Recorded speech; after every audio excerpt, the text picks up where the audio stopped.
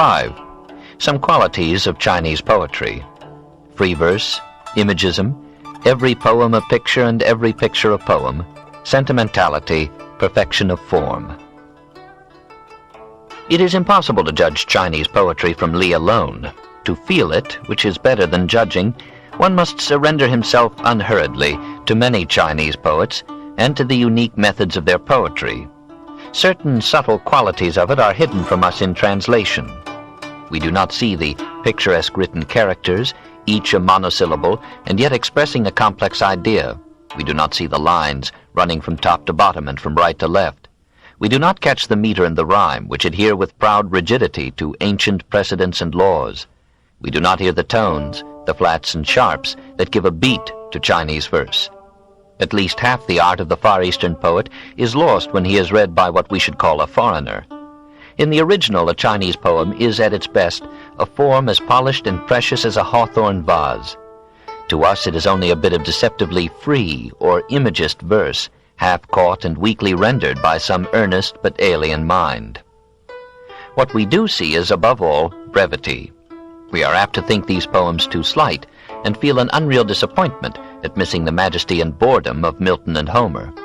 But the Chinese believe that all poetry must be brief, that a long poem is a contradiction in terms, since poetry to them is a moment's ecstasy and dies when dragged out in epic reams. Its mission is to see and paint a picture with a stroke, and write a philosophy in a dozen lines. Its ideal is infinite meaning in a little rhythm.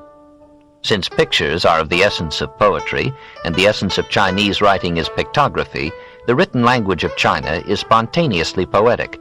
It lends itself to writing in pictures, and shuns abstractions that cannot be phrased as things seen. Since abstractions multiply with civilization, the Chinese language in its written form has become a secret code of subtle suggestions. And in like manner, and perhaps for a like reason, Chinese poetry combines suggestion with concentration and aims to reveal, through the picture it draws, some deeper thing invisible. It does not discuss, it intimates. It leaves out more than it says, and only an Oriental can fill it in. The men of old, say the Chinese, reckoned it the highest excellence in poetry that the meaning should be beyond the words, and that the reader should have to think it out for himself. Like Chinese manners and art, Chinese poetry is a matter of infinite grace concealed in a placid simplicity. It forgoes metaphor, comparison, and allusion, but relies on showing the thing itself, with a hint of its implications. It avoids exaggeration and passion, but appeals to the mature mind by understatement and restraint. It is seldom romantically excited in form, but knows how to express intense feeling in its own quietly classic way. Men pass their lives apart, like stars that move but never meet. This eye, how blessed it is that the same lamp gives light to both of us. Brief is youth's day. Our temples already tell of waning life. Even now, half of those we know are spirits.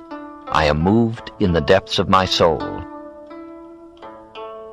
We may tire at times of a certain sentimentality in these poems, a vainly wistful mood of regret that time will not stop in its flight and let men and states be young forever.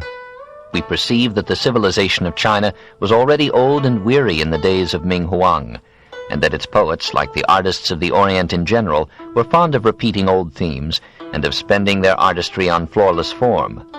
But there is nothing quite like this poetry elsewhere, nothing to match it in delicacy of expression, in tenderness, and yet moderation of feeling, in simplicity and brevity of phrase clothing the most considered thought. We are told that the poetry written under the Tang emperors plays a large part in the training of every Chinese youth, and that one cannot meet an intelligent Chinese who does not know much of that poetry by heart. If this is so, then Li Po and Tu Fu are part of the answer that we must give to the question why almost every educated Chinese is an artist and a philosopher. 6. Tu Fu. Dao Qian, Wu Chui, Poems for Malaria, Tu Fu and Li Po, A Vision of War, Prosperous Days, Destitution, Death. Li Po is the Keats of China, but there are other singers almost as fondly cherished by his countrymen. There is the simple and stoic Dao Qian, who left a government position because, as he said, he was unable any longer to cook the hinges of his back for 5 pecks of rice a day. That is, kowtow for his salary, from the Chinese ko dou, to knock the head on the ground in homage. Like many another public man disgusted with the commercialism of official life, he went to live in the woods, seeking there length of years and depth of wine, and finding the same solace and delight in the streams and mountains of China that her painters would later express on silk. I pluck chrysanthemums under the eastern hedge, then gaze at the distant summer hills. The mountain air is fresh at the dawn of day. The flying birds 2 by 2 return. In these things there lies a deep meaning. Yet when we would express it, words suddenly fail us. What folly to spend one's life like a dropped leaf, snared under the dust of streets. But for 13 years it was so I lived. For a long time I have lived in a cage. Now I have returned, for one must return to fulfill one's nature. Po Chui took the other road, choosing public office and life in the capital. He rose from place to place until he was governor of the great city of Hangzhou and president of the Board of War. Nevertheless, he lived to the age of 72, wrote 4,000 poems, and tasted nature to his heart's content in interludes of exile. He knew the secret of mingling solitude with crowds and repose with an active life. He made not too many friends, being, as he said, of middling accomplishment in calligraphy, painting, chess, and gambling, which tend to bring men together in pleasurable intercourse. He liked to talk with simple people, and story has it that he would read his poems to an old peasant woman and simplify anything that she could not understand. Hence he became the best loved of the Chinese poets among the common people. His poetry was inscribed everywhere, on the walls of schools and temples and the cabins of ships. "You must not think," said a sing-song girl to a captain whom she was entertaining, "that I am an ordinary dancing girl. I can recite Master Poe's Everlasting Wrong," the most famous of China's many renditions of the infatuation of Ming Huang with Yang Kui-fei, her death in revolution and Ming's misery in restoration. The poem is not quite everlasting, but too long for quotation here. We have kept for the last the profound and lovable Tu Fu. English writers on Chinese literature, says Arthur Waley, are fond of announcing that Li Daipo is China's greatest poet. The Chinese themselves, however, award this place to Tu Fu. We first hear of him at Chang'an. He had come up to take the examinations for office and had failed. He was not dismayed, even though his failure had been specifically in the subject of poetry. He announced to the public that his poems were a good cure for malarial fever, and seems to have tried the cure himself. Ming Huang read some of his verses, gave him personally another examination, marked him successful, and appointed him secretary to General Zhua. Emboldened, and forgetting for a moment his wife and children in their distant village, Tu Fu settled down in the capital, exchanged songs with Li Po, and studied the taverns, paying for his wine with poetry. He writes of Li, "I love my lord as younger brother loves elder brother. In autumn, exhilarated by wine, we sleep under a single quilt. Hand in hand, we daily walk together." Those were the days of the love of Ming for Yang Kui-fei. Tu celebrated it like the other poets, but when revolution burst forth and rival ambitions drenched China in blood, he turned his muse to sadder themes and pictured the human side of war. Last night a government order came to enlist boys who had reached 18. They must help defend the capital. "O mother, O children, do not weep so. Shedding such tears will injure you.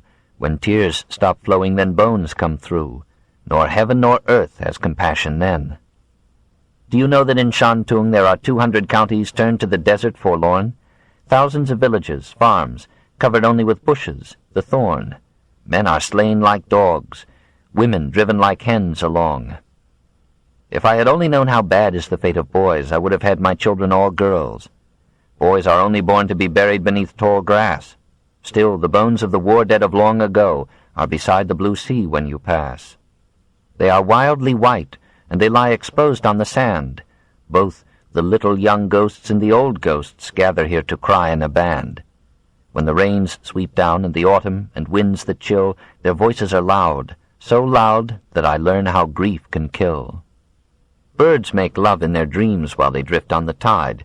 For the dusk's path, the fireflies must make their own light. Why should man kill man just in order to live? In vain I sigh in the passing night. For 2 years during the revolutionary interlude he wandered about China, sharing his destitution with his wife and children, so poor that he begged for bread, and so humbled that he knelt to pray for blessings upon the man who took his family in and fed them for a while.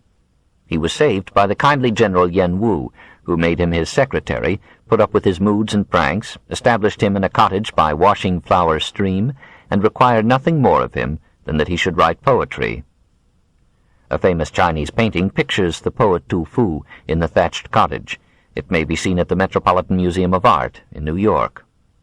He was happy now, and sang blissfully of rain and flowers, mountains, and the moon. Of what use is a phrase or a fine stanza? Before me but mountains, deep forests, too black. I think I shall sell my art objects, my books, and drink just of nature when pure at the source. When a place is so lovely, I walk slow. I long to let loveliness drown in my soul. I like to touch bird feathers. I blow deep into them to find the soft hairs beneath. I like to count stamens, too, and even weigh their pollen gold. The grass is a delight to sit on. I do not need wine here because the flowers intoxicate me so. To the deep of my bones I love old trees and the jade-blue waves of the sea. The good general liked him so that he disturbed his peace, raising him to high office as a censor in Chang'an. Then suddenly the general died, war raged around the poet, and, left only with his genius, he soon found himself penniless again. His children, savage with hunger, sneered at him for his helplessness. He passed into a bitter and lonely old age, an ugly thing now to the eye. The roof of his cabin was torn away by the wind, and urchins robbed him of the straw of his bed while he looked on, too physically weak to resist. Worst of all, he lost his taste for wine, and could no longer solve the problems of life in the fashion of Li Po. At last he turned to religion, and sought solace in Buddhism. Prematurely senile at 59, he made a pilgrimage to the holy Huen Mountain to visit a famous temple. There he was discovered by a magistrate who had read his poetry. The official took the poet home, and ordered a banquet to be served in his honor. Hot beef smoked, and sweet wine abounded. Tu Fu had not seen for many years such a feast. He ate hungrily. Then, at his host's request, he tried to compose and sing, but he fell down exhausted. The next day he died. 7. Prose. The abundance of Chinese literature, romances, history, Zuma Qian, essays, Han Yu on the bone of Buddha. The Tang poets are but a part of Chinese poetry, and poetry is a small part of China's literature. It is hard for us to realize the age and abundance of this literature, or its wide circulation among the people. Lack of copyright laws helped other factors to make printing cheap, and it was nothing unusual before the advent of Western ideas to find bound sets of 20 volumes selling new at $1, encyclopedias in 20 volumes selling new at $4, and all the Chinese classics together obtainable for $2. It is harder still for us to appreciate this literature, for the Chinese value form and style far above contents in judging a book, and form and style are betrayed by every translation. The Chinese pardonably consider their literature superior to any other than that of Greece, and perhaps the exception is due to Oriental courtesy.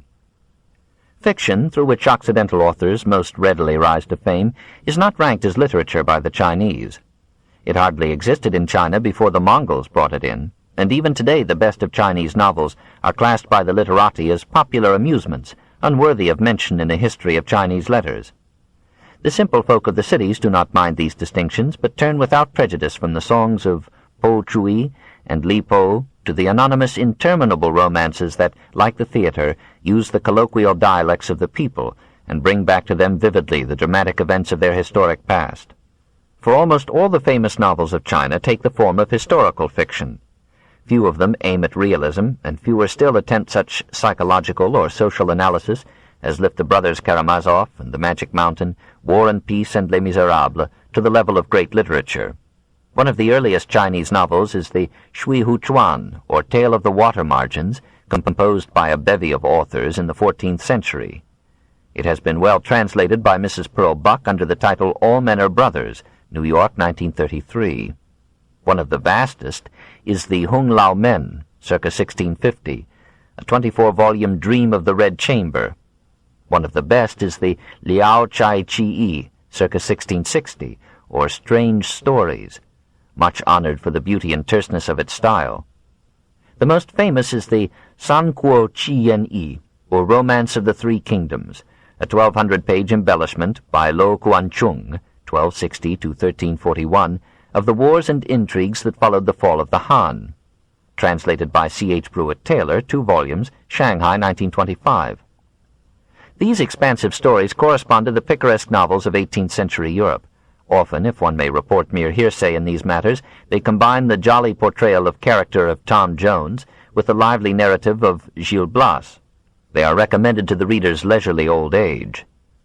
The most respectable form of literature in China is history, and of all the accepted forms it is also the most popular.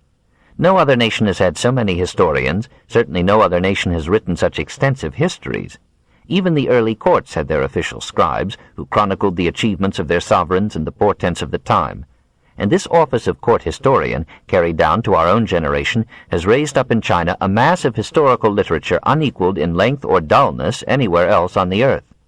The 24 official dynastic histories, published in 1747, ran to 219 large volumes.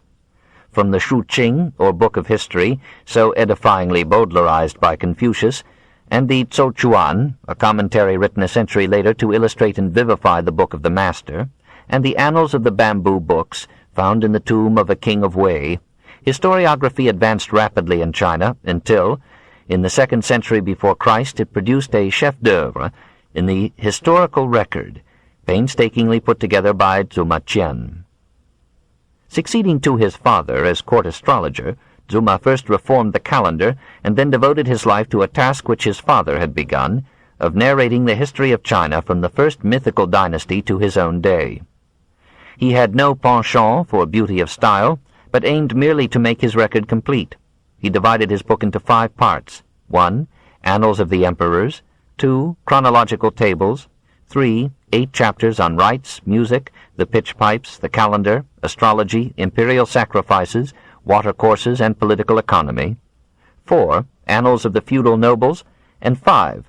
Biographies of eminent men. The whole covered a period of nearly 3,000 years, and took the form of 526,000 Chinese characters, patiently scratched upon bamboo tablets with a style.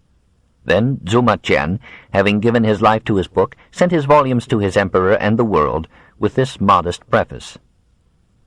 Your servant's physical strength is now relaxed. His eyes are short-sighted and dim.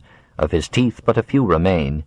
His memory is so impaired that the events of the moment are forgotten as he turns away from them, his energies having been wholly exhausted in production of this book. He therefore hopes that your Majesty may pardon his vain attempt for the sake of his loyal intention, and in moments of leisure will deign to cast a sacred glance over this work, so as to learn from the rise and fall of former dynasties the secret of the successes and failures of the present hour. Then, if such knowledge shall be applied for the advantage of the empire, even though your servant may lay his bones in the Yellow Springs, the aim and ambition of his life will be fulfilled. We shall find none of the brilliance of 10 in the pages of Zuma Qian, no charming gossip and anecdotes in the style of Herodotus, no sober concatenation of cause and effect, as in Thucydides, no continental vision pictured in music, as in Gibbon. For history seldom rises in China from an industry to an art. From Zuma Qian to his namesake Zuma Kuang, who 1,100 years later attempted again a universal history of China, the Chinese historians have labored to record faithfully, sometimes at the cost of their income or their lives, the events of a dynasty or a reign. They have spent their energies upon truth, and have left nothing for beauty. Perhaps they were right, and history should be a science rather than an art. Perhaps the facts of the past are obscured when they come to us in the